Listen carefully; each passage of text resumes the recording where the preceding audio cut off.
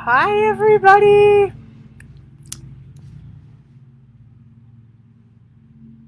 Hello, everybody. Welcome. Happy Wednesday. Yes, I am in a different location because we have workers that are cutting tile, and it is really loud. And I thought, you guys are not going to be able to hear me. So there's still people like mowing lawns. And so you may not be able to hear me, but I'm hoping so much that you can. Welcome everybody. I am Marna Thall. You can even see my dog right there through the window. He's looking through. I'm Marna Thall. I have been helping people for the last 23 years lose weight from thinking, eating, and living thin. Today I want to talk to you about something that came up in our inner circle about keto and intermittent fasting and binging and looking at all these different diets and why some of you may struggle to stay on some of these diets and why others of you may succeed, or why you know people who do great and you're like, wait a second, why do these people do so great and then I suck at this? Why do I fail when others are doing so fantastic? So okay, sorry about this. I have the computer on my lap here. Still work on do this. Oh, there. So if I'm bouncing around, I apologize, you guys. Okay, so let's talk today about why that is. Why is it that you could be amazing at other people are amazing at these diets, and then you find yourself sucking and you're like, what is going on? What is wrong with me? Why can't I stick to this? Well, here's the deal. I really think it's important that you understand that if you struggle with emotional eating and you go to work through a diet, let's say, that's telling you to give up carbs, to give up sugar, to give up dairy, to give up those things, and you've used those food items for comfort, for love, for companionship, for joy, for numbing out, then wouldn't it make sense that you would struggle a little bit when all of a sudden you're giving up your best buddy? You're giving up the thing that inside of you has been the your comfort and your joy and your peace, right? So it's so important to, and then you see other people. I hear this all the time, but my husband is able to just kick butt. He's able to be really rigid. He's able to be so strict. My sister's able to be so strict. My best friend can be so strict. She's lost 60 pounds by being so rigid and strict. Why can't I stick to it? And it's not that you can't stick to it, it's that your brain has a hard time sticking to it. It's working too hard, and you emotionally are connected to food. So the issue that I see so often is not that your struggle with weight loss has anything to do with food. What it has to do with is how you use food. If you're an emotional eater, telling you to eat specific things all the time, when it's the one comfort you have and the joy you have and the happiness you have, doesn't make any sense. It's painful. So we need a different response. We need a different strategy. If you are somebody who emotionally eats, who comfort eats, who stress eats, who uses foods to numb out, you need a different approach. The approach you need is approach that separates your emotional world from your physical world. It's the approach you need is to separate your emotional world from your physical world. Your emotional needs need to be dealt with emotionally, and your physical needs to be dealt with through food, hunger, satiation, getting connected to your body. But oftentimes what happens is these get linked up. They get connected up, linked up. And why then, when you go on a diet that tells you to give up the very thing that you've used for comfort and love and nurturing and protection, does it seem nearly impossible? That's why. Why is it that somebody can then start eating in a certain way and lose weight and have no issues with rules. The reason being is they have no emotional attachment to food. They see food as just nutrition, and they see the functionality is just to function. So when they're told, oh, let's just eat protein, or let's limit our protein or limit our carb consumption to 25 grams and measure that out, and they're like, okay. But if you have an emotional relationship with food, if you have good, bad foods floating around in your head, if when you're told to eat something, you go and do the opposite, do you think you're going to have a hard time with dieting? Hell yes! Weight loss does not have to be that hard, though. We do not have to be intermittent fasting. We do not have to go on keto. You do not have to go on cleanses that tell you what not to eat and gets rid of all those foods, and then you go binging, because that's what I see happening time and time again. People coming to me in the swarm saying to me, Marna, I just went on this cleanse. I just went on this diet. I just tried this. I just tried that. And I lost the weight. It's not that they don't lose the weight. I lost weight, but then I gained it all back because I couldn't stand the pressure of not having that food anymore. So if you're an emotional eater, you need a different strategy. I needed a different strategy for me to go on a diet when the whole time, if you think about the way that your brain works, if I tell you not to think about a green hippo, what are you doing right now? You're thinking about a green hippo. Do you like my dog standing right behind there? That's so funny. A green hippo, right? Hi, Jill. Hi, Kate. Hi, Chrissy. So happy you're here. Hi, Bobby. So nice to see you. Hi, Barbara. Hi, Lizzie. Hi, Roberta, Michelle, Paula. So great to see you, everybody. Miss Jill, I love seeing you. Okay.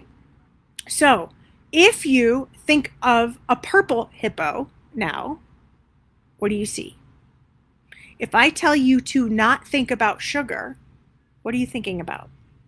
If I tell you not to think about carbs, what are you thinking about? If I tell you don't turn to food right now because you're, whatever reason, you're thinking about food. Your body, hi Diane, your body doesn't and your mind doesn't know the difference between not and do. Do not think about sugar. Your brain just thinks about sugar. Diets do the very thing as that. They tell us what we shouldn't focus on, and then that's all our brain can focus on. Right? That's all it can focus on. It has no other choice. So when we learn how to structure our brain differently, when we look at using our unique abilities in relationship to emotional eating, in relationship to our brain, that's when we can see long-term weight loss results. It's setting up your mind to focus on what it is that you do want, what feels good in your body, what makes you look good, what foods make you feel the best. It's looking at separating, okay, I've been craving food, or I notice I crave food every time I'm so lonely or bored. That's the issue we need to tackle. The boredom, the loneliness, all of those things.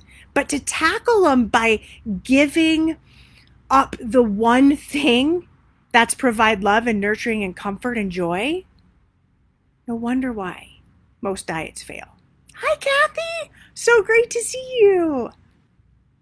No wonder why we're struggling. No wonder why you keep attempting to lose weight with dieting and then you struggle. Now, I'm not saying that there aren't great programs out there that really help support your body and your brain. They do.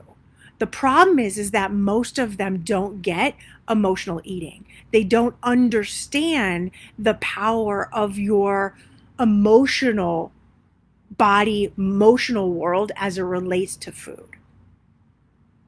And so it's wonderful to be able to integrate both your emotional needs and your physical needs when it comes to food. And that is how emotional eaters lose weight.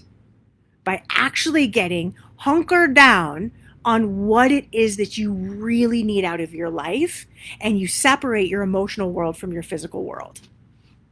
And so I would love all of you to start looking at your food program from a holistic standpoint, not just this is what I'm going to eat and leaving your whole brain behind. No. If you can do that, amazing. I am probably not the right person for you, right? Because I can't do that. I can't just be a machine. I am not built that way.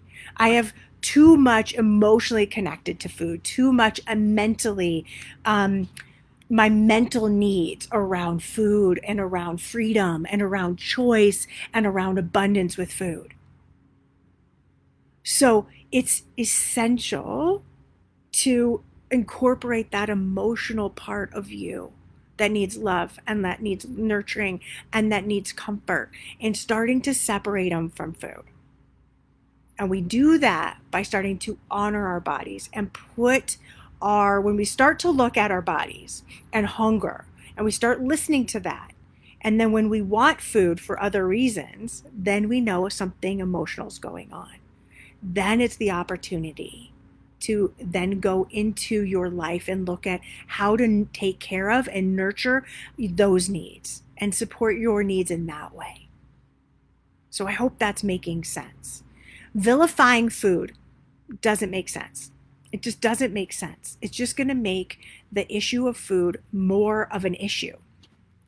And when we vilify foods and say, oh my God, I can't, sugar is so bad, and then we go have sugar, what are we saying to ourselves? We're bad.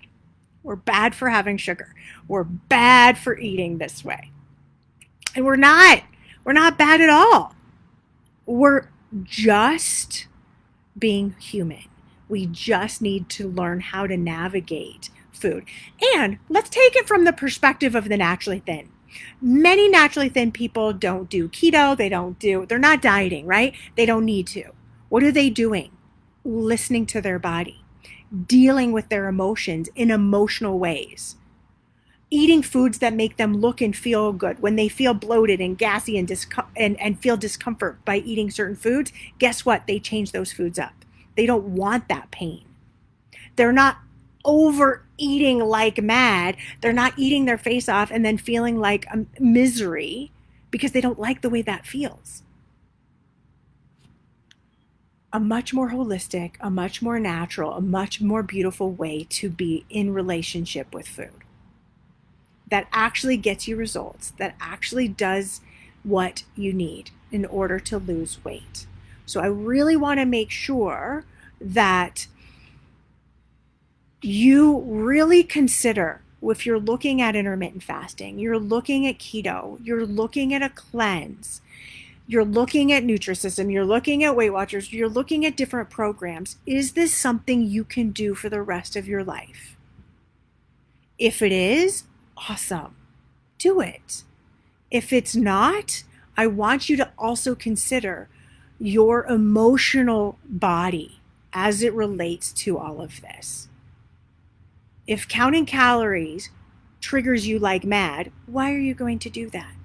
If tracking every bite of food makes you nutso and you just rebel, why are you going to do that? If you love it, great.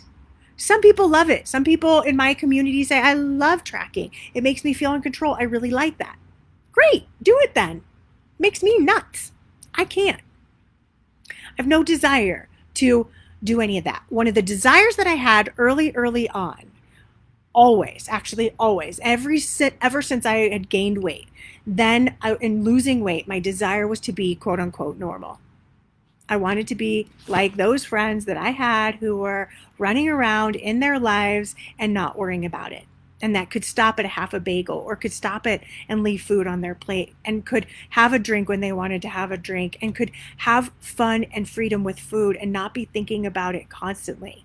And the only way that I've found that I'm able to do that is to be listening to hunger, knowing when to eat, when to stop eating, and eating foods that make me look and feel my best, paying attention to the impact food is having on me. And then further for me is dealing with my emotional needs in emotional ways without turning to food. And the way I do that is by understanding, oh, Marna, you're triggered. What's going on? You want food. Am I hungry? Nope. So guess what this is? It's emotional. Guess what I need to do? Address the emotional needs that I'm having inside of me. So consider that for when you are feeling drawn to keto or drawn to fasting or drawn to counting calories.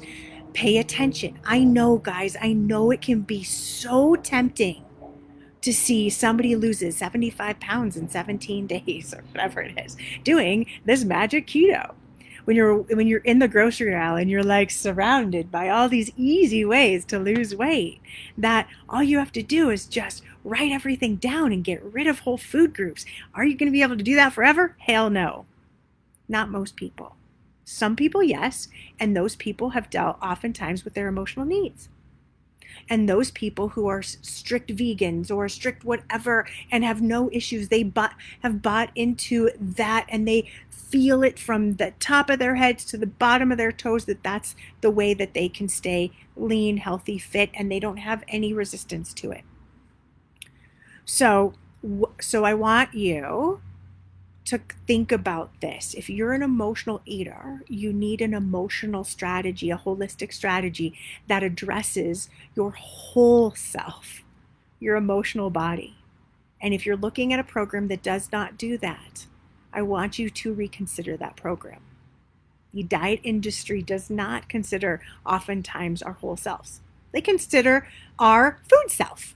They consider what we should be eating, what we need to be eating, what's healthy to eat, how we can combine foods. They don't oftentimes think about our busy lives, about who we are, and about our emotional needs and our mental needs. So consider that and stop beating yourself up for saying, I can't stick to a diet. I can't do this. This is too hard. It's probably not that it's too hard. It's probably just that your brain doesn't like it. And start saying that. I don't like dieting. Diets don't work for me long term. I no longer want to diet. I want to listen to my body. I want to honor it. Okay? All right. Inside of the Thin Within world and community, I talk a lot about your inner 2-year-old. And we look at that inner 2-year-old, that part of you that wants what it wants when it wants it. That emotional part of you is a very strong part of you that needs to be addressed as you're losing weight. She has wants, she has needs, she has desires, and she deserves to be cared for and listened to. And that's precisely what I want you to think about, is how can you lose weight and care for your emotional self? That's the question that all of you should be asking yourselves. Okay, I want to look at some questions, and I want to look at what I can answer.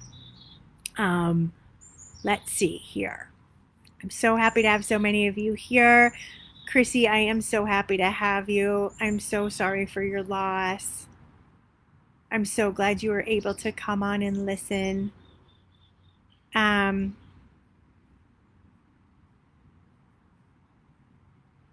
Yeah, Diane, you've been through it all, and none of them has addressed your the emotional component, which is the real reason. Yes, the only thing I do because address a lot of things. So you'll do Noom, and you will address me and Noom. Perfect. Noom is much more holistic and addresses the whole self. Absolutely. I'm so happy you were able to check in, Miss Lise. Love seeing you. Love it. Yes. Can I do this for the rest of my life? That's a powerful question. Yeah. I always think of my grandma, who's 94. I'm like, would she be still doing this? No, right? Would she want to really struggle her way through diets? No. You know what she's doing? She's eating all the food she wants when she's hungry, stopping when she's satisfied, and she looks amazing, and she's beautiful. That's what I want to be when I'm 94 years old. I want to be eating like that. I don't want to be like, nope, nope, nope, nope, nope, and watching every calorie. I want to be saying yes to my hunger and no when I'm not hungry. If we don't get to the bottom, we'll always be floating above ground, never getting our footing. Oh, that's beautiful, Diane. So beautiful. I'm dealing with my emotions at a very high, they're very high. And 2 times I've bought food and didn't eat it because I knew the reason why. Yay, Chrissy! That is so, so great. That is fantastic. Wonderful. Any questions, you guys? Oh, I thought, no, virtual hug from you, much better candy bar. I need more examples of how to take care of my emotional self.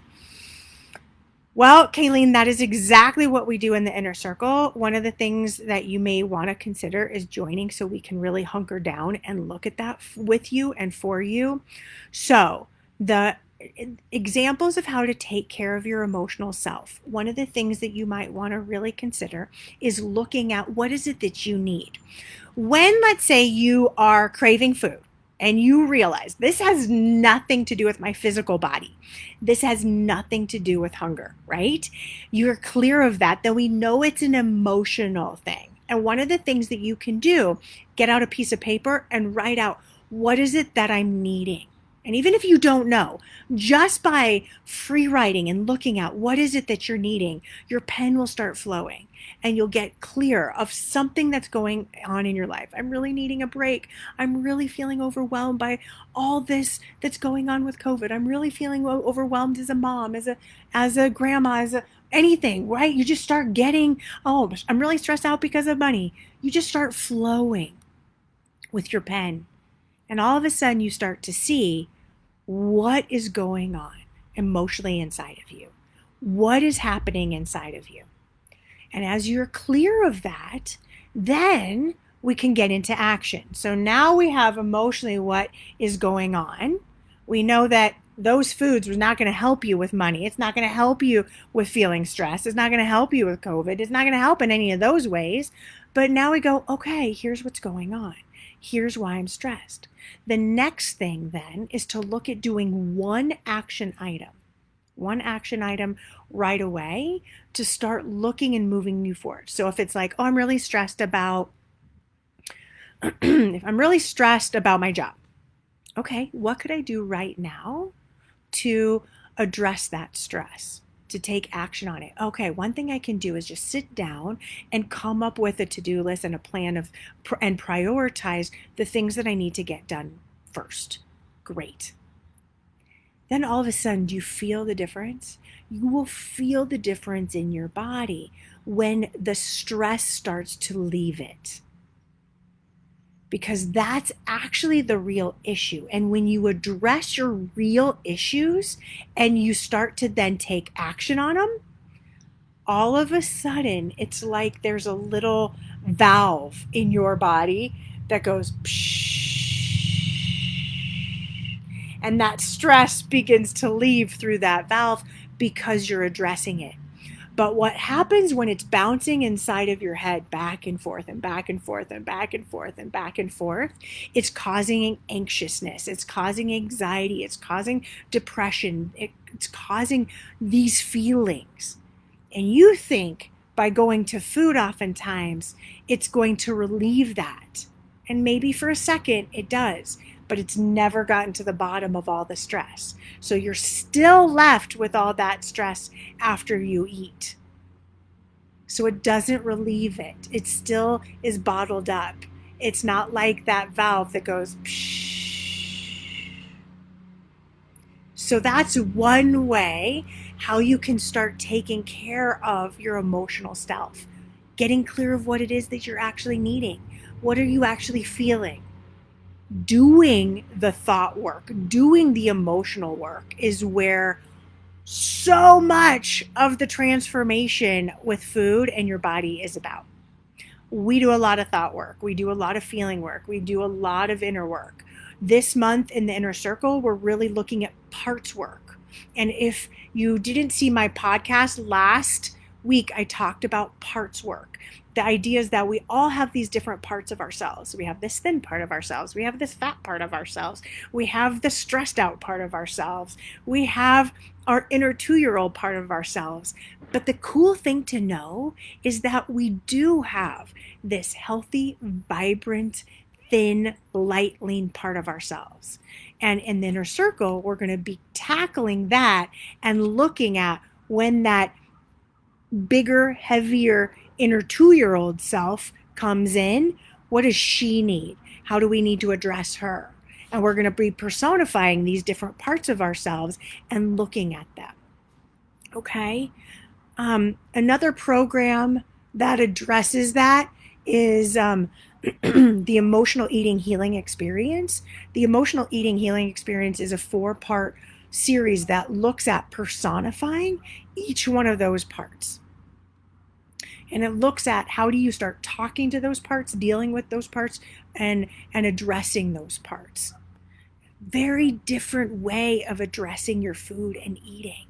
But that's how we start to lose weight, by addressing that, by getting clear of it, by starting to address what is really going inside of that beautiful brain of yours. What are your true needs?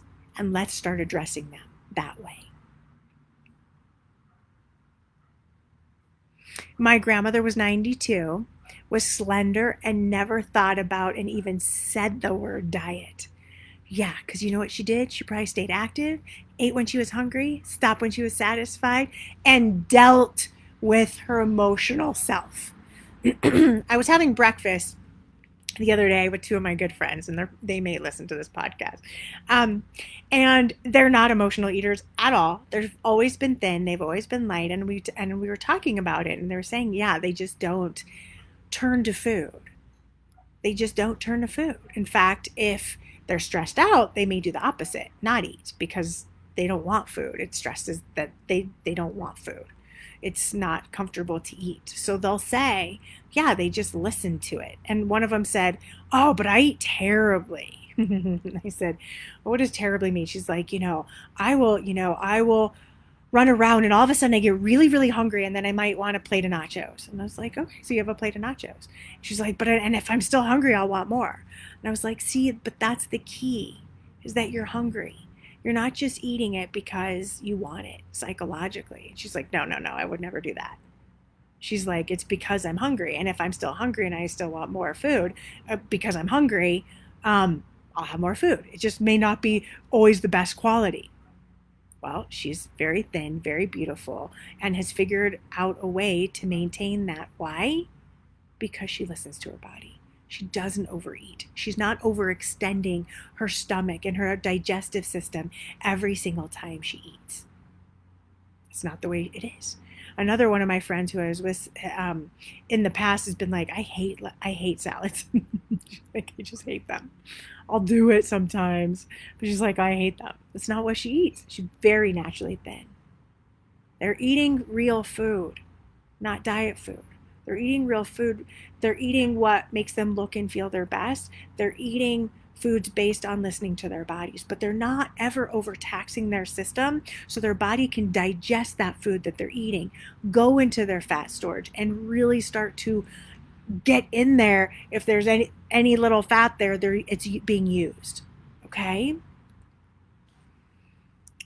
Before I even did the 30-day challenge, I held on to, can I do this for the rest of my life? Yep, I'm so glad. You are very, very, very welcome. It's hard to get out of paper during my workday when I'm getting stressed out. Okay. But however, you go to food. So here's the broken thinking. The broken thinking is, Lori, I can find time to go grab food, but I can't find time to grab a piece of paper and write down what it is that I can do real quickly to address this. Do you see that logic?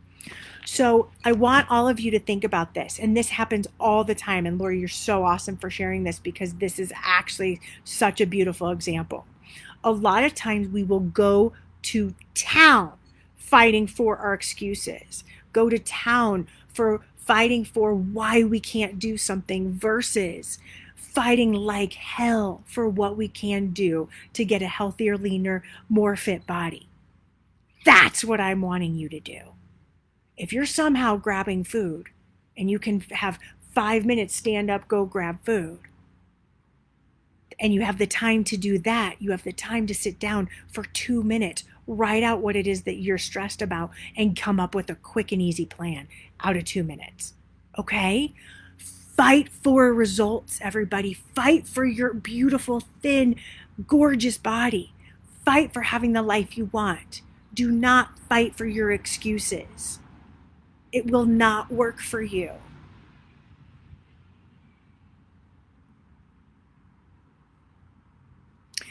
What if you have a sugar? What if you have a sugar or starch addiction? Okay, so if you find yourself, okay, here's how I know that it's more than just a craving. A craving is like, I'd like to have some sugar, or it would be really, or it could be an emotional thing too, like I really want sugar. But when you feel like you cannot stop craving it, then the focus is on, Kathy, what can I have that is sweet, would taste good, that would be delicious for my body, that will create more healing inside of me. It's like I then focus on, like, let's say I was like, there have been times where I've been like, I'm feeling like the sugar thing has gotten, it feels out of control. Like it feels like the sugar is having these massive cravings, not my body or my head. It's like something in my body is like compelling me to eat sugar. Then I'll just be like, okay, what could you do? I just ask better questions. So, what could you do, Marna, to give yourself that sweet sensation that would also be really good for your body? That's what I do. And it may look like, okay, I'm going to have an apple and nut butter. So I'm getting the sweet and I'm getting the protein and the fat. That works really well for my body. I look at ways to start leveling my body off. So leveling my blood sugar. So in other words, looking at ways, so having protein, having fat, and having carbs makes me satiated. When I have protein, it just satiates me for a lot longer. So I then start looking at, okay, how can I have foods that satiate me longer so I don't go hunting every 5 minutes for food that is going to make me go up and down with my blood sugar.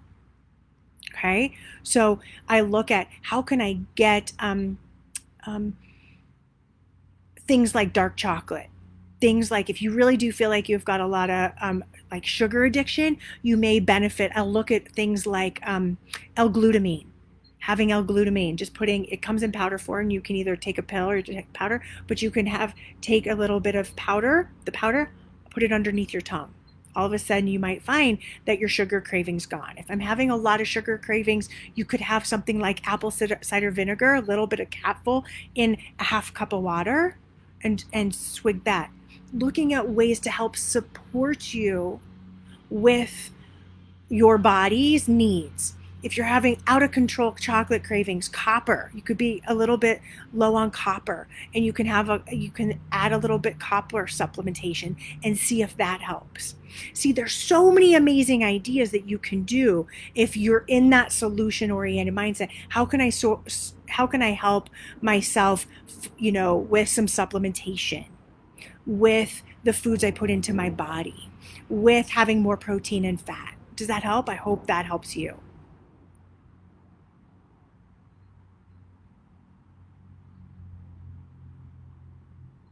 I love this, Paula. I love that you're coming back. Yep, this is your week 3 with me.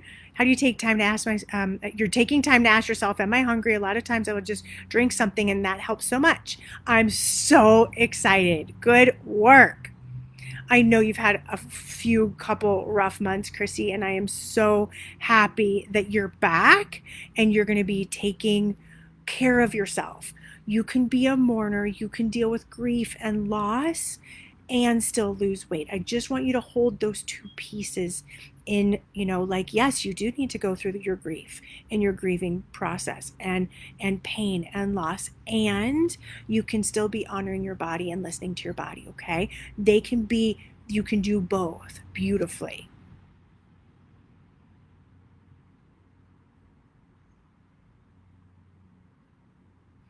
Um, I have an inner 2-year-old. She's really, really sad right now.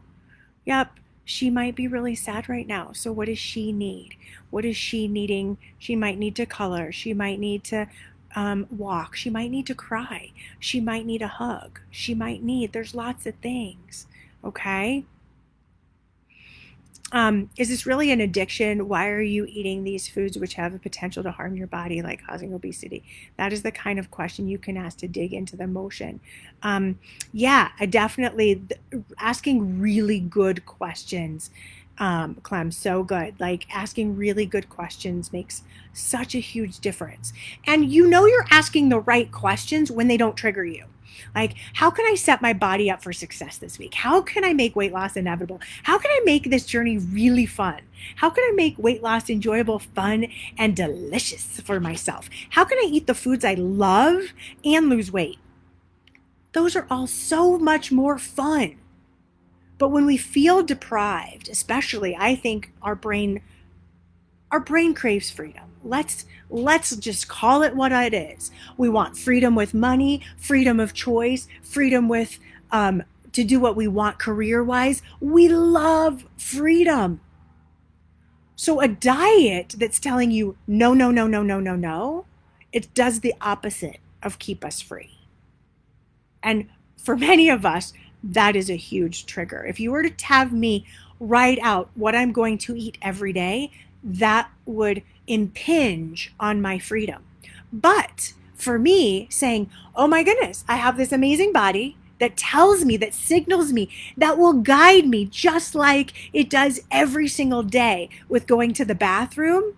It's going to send me signals. I'm going to listen to that. And then that way I can have freedom with food. That to me is true freedom. That to me is the joy of being able to be in a thinner body, lighter body, and be free without having to constantly think about what to eat, when to eat, how much to eat, all of that. I just listen to that hunger, and then I stop when my body's satisfied. Just feel it. Yes, I love this, Diane. The key is when you have these feelings, feel them instead of pushing them down and using food to numb out. That's what I did for years, and it doesn't work. It's what I constantly and forever will probably have to manage, and noticing, oops, I'm eating because I'm trying to numb out here. And if I'm doing that, then I know it. And I go, oops, okay, what do I need to do to get right back in action? And I know I'm going to go, okay, let's start dealing with my emotion. Let's start dealing with my life. Let's start looking at what's not working, because eating through the stress is not going to help me. Any other questions, you guys?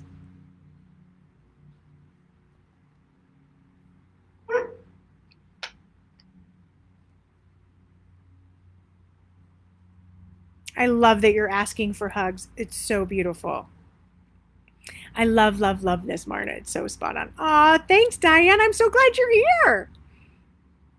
Virtual hugs, everybody. Virtual hugs. My daughter was just like, what she said? I guess somebody in her class said this. I thought it was pretty cute. She's like, Mom, I'm just virtually eating some M&Ms right now. I thought that was pretty funny. I was like, that's pretty cute. She was like, I'm just going to virtually have a little break. I'm going to have some virtual M&Ms. They were pretend. She's like, okay, now I'm back. I'm ready to go back at it. I'm going to go back at it and have the rest of my day. So I thought that was pretty cute.